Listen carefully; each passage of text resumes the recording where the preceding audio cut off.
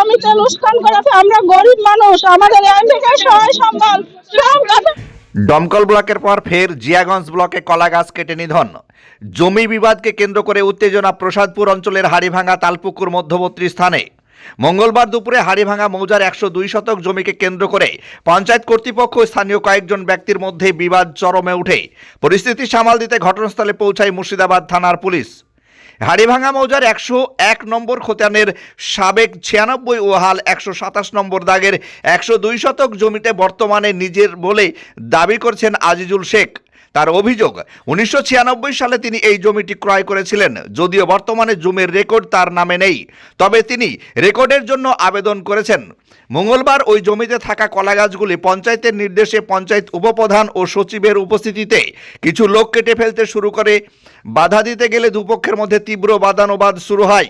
এই বিষয়টি প্রসাদপুর অঞ্চলের উপপ্রধান জালালউদ্দিন শেখ জানান, এই জমিটি আসলে সরকারি খাস জমি। প্রশাসনের তরফে সীমানা নির্ধারণ করা হয়েছে। এখানে পঞ্চায়েতের কিছু জনকল্যাণমূলক প্রজেক্ট করা হওয়া কথা রয়েছে। প্রধানের নির্দেশেই জায়গাটি পরিষ্কার করতে লোক পাঠানো হয়, কিন্তু কিছু লোক অনৈতিকভাবে কাজে বাধা দেয় ও চড়াও হয়।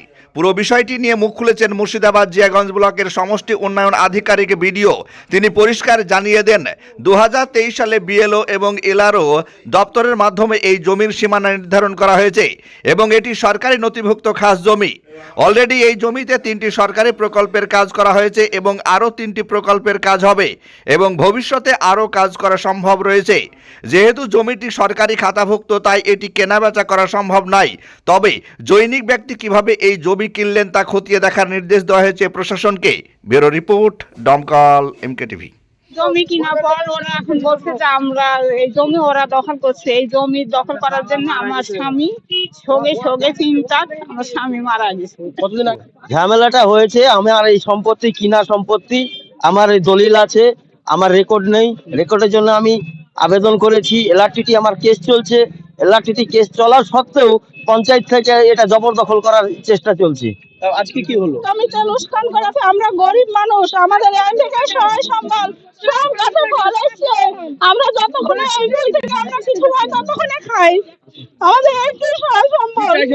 আমরা চাইছি ক্ষতিপূরণ, চাইছি তৃণমূল নেতা কেন 4 ভাই করে, 4 ভাই নামে আছে এই জমিটা। 10 টাকার জমিতে 4 ভাই নামে আছে।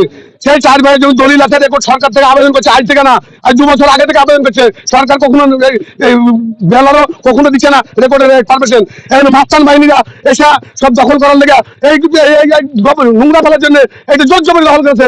আবার এই দেখুন এইখানে আজকে সকালবেলায় এই বালির পাথর সব ফেলাইছে, আগে ফেলিয়ে জোর জবরি সকালবেলায় উঠে এই আপনার গলা গাছ কেটে সব পাঁচলি বাড়ি করছে। পাঁচলি বাড়ি করে সব দেখাচ্ছে চুকাচ্ছে। হারবার যায়নি, তৃণমূলের হারবার যায়নি। এই যাদের আমাদের সরকার পুলিশ কিছু বলছে না। পুলিশ শুধু কাগজের টাকা বলছে, পুলিশ শুধু জানে, পুলিশ জানে, ও ভিডিও জানে, সব জায়গায় 60 আছে। কি চাইছেন আপনি? আমরা চাইছি এই গরিব এই ক্ষতিপূরণ, এই 10 কাঠা জমি গরিব মানুষ সিপিএম বলে 10 কাঠা করে দিয়েছে, বর্গা দিয়েছে, বাচ্চা দিয়েছে, আর তাদের জন্য বুকে হামচা দেওয়া 5 মিনিটে কাটছে। হাড়িভাঙা মৌজায় প্রসাদপুর গ্রাম পঞ্চায়েতের আন্ডারে 127 নম্বর প্লটের অধীন পড়ছে, যেটা পুরোপুরি ভেস্টেড একটা সরকারি ল্যান্ড। এবং এর ডিমার্কেশন 2 বছর আগে 2023 সালে আমাদের তৎকালীন বিএলও সাহেবের একদম উপস্থিতিতে, বিডিও সাহেবের উপস্থিতিতে, আইসি সাহেবের উপস্থিতিতে ডিমার্কেশন করা হয়েছিল। তারপরে ওখানে বেশ কিছু প্রজেক্ট আমরা অলরেডি তৈরি করেছি, যার মধ্যে আমাদের আছে একটা সেগ্রিগেশন শেড। আপনার বাড়ি বা ব্যবসা প্রতিষ্ঠানকে মনোমুগ্ধ করে সাজাতে আজই আসুন অঞ্জলি হার্ডওয়্যারে। এখানে নামি দামি কোম্পানি টাইলস, মার্বেল ও গিজার, শাওয়ার ও স্যানিটারি পণ্যগুলি ন্যায্য দামে পাওয়া যায়। ঠিকানা হরিহরপাড়া পার হাউসের নিকট, মুর্শিদাবাদ।